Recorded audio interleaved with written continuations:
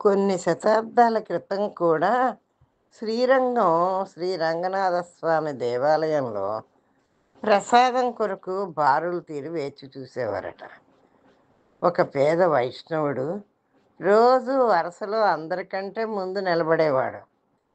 ఆయన తన కోసమే కాక తన 6 కొడుకుల కొరకు కూడా ప్రసాదం ఇయ్యమని పట్టుపట్టేవాడు. ఇలా రోజు ఆలయ అధికారులకి అతనికి కొంత వాదులాట జరిగేది. ప్రసాదం అంతా నీకే ఇచ్చేస్తే ఇతరులకు కొంచెమే ప్రసాదం లభిస్తుంది అని ఆలయ అధికారులు మందలించేవారు. నా 6 కొడుకులు బక్క చిక్కిపోయారు కనుక ఆలయ ప్రసాదం ఇవ్వకపోతే వారు నాకు దక్కరు అని ఆయన వాదించేవాడు.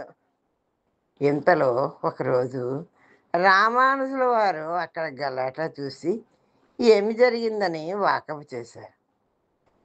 ఆలయ అధికారులు ఆ పేద వైష్ణవుని చూపి రోజు అధిక ప్రసాదం కొరకు ఆయన గలాటా చేస్తున్నాడని తెలియజేస్తారు. రామానుజులు ఆ వైష్ణవుని చూసి, నాయన, నీవు ఆలయంలో కొన్ని కైంకర్యములు చేసి ఎక్కువ ప్రసాదాన్ని పొందవచ్చు కదా అని ప్రశ్నిస్తారు. స్వామి, నా బక్క చిక్కిన కొడుకులని మీరే చూడండి.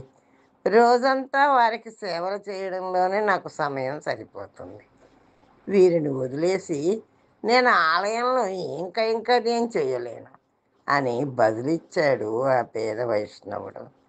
పైగా నేను వేదాలను కానీ దివ్య ప్రబంధాలను కానీ నేర్చుకోలేదు. అందువల్ల నేను ఆలయ సేవ కాలముల్లో కూడా ఏం కైంకర్యం చేయలేను. నాకు కొన్ని విష్ణు సహస్రనామంలోని శ్లోకాలు తప్ప ఏమీ రావు. నేనేమి చేయగలను అన్నాడు. సరే, నీకు తెలిసిన విష్ణు సహస్రనామ శ్లోకాలని చెప్పమని రామానుజుల వారు అడుగగా ఎంతో ఇబ్బందిగా విశ్వం విషు వషట్కారో భూత భవ్య భవత్ ప్రభు భూతకృత్ భూత భృత్, నాకు అంతవరకే వచ్చు అని చెప్పాడా వైష్ణవుడు. సరే, నీకు భూతభృత్ అనే భగవన్నామం తెలుసు కదా, ఆ నామాన్నే జపించు. ఇక నీకు ఇక్కడికి ఆహారార్థి అయి రావాల్సిన అవసరం ఉండదు అని సెలవిచ్చారు రామానుజులు. ఆనాటి నుండి ఆ వైష్ణవుడు మరల కోవిల ప్రసాద వితరణ ప్రాంతంలో కనిపించలా. ప్రసాదపు వరుసలలో గొడవలు ఆగిపోయాయి.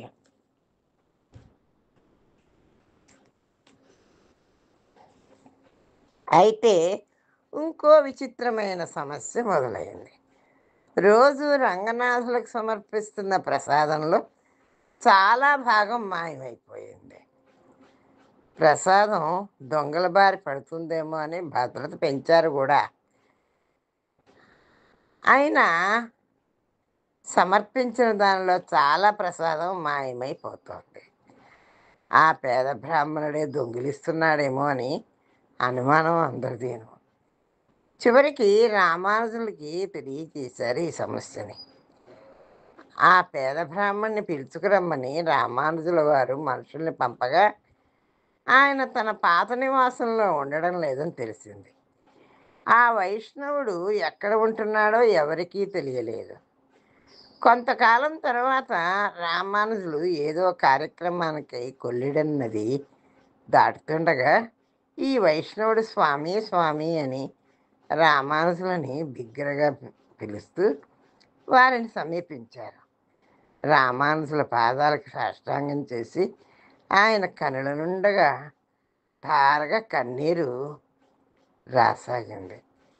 మీ కటాక్షం వల్ల ఆ పిల్లవాడు రోజు నాకు ప్రసాదం అందజేస్తున్నాడు అని చెప్పాడు. అందువల్ల నా పిల్లలకు పౌష్టికాహారం తీసుకుని ఆరోగ్యవంతులయ్యారు. ఇక ఆలయ అధికారులతో గొడవలు ఎందుకని కోవిల దగ్గర గృహం నుండి నేను ఇక్కడికి వచ్చేసాను.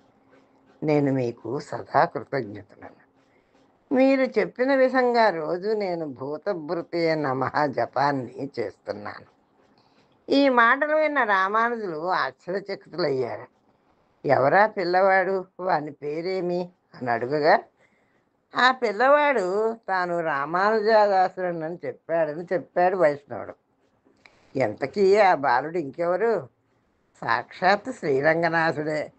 భూతభృత్ నామానికి అర్థం సమస్త జీవుల్ని పోషించువాడి అని అర్థం. మీకు ఈ వీడియో నచ్చినట్టయితే లైక్ చేయండి, షేర్ చేయండి, సబ్స్క్రైబ్ చేయండి. ధన్యవాదాలు.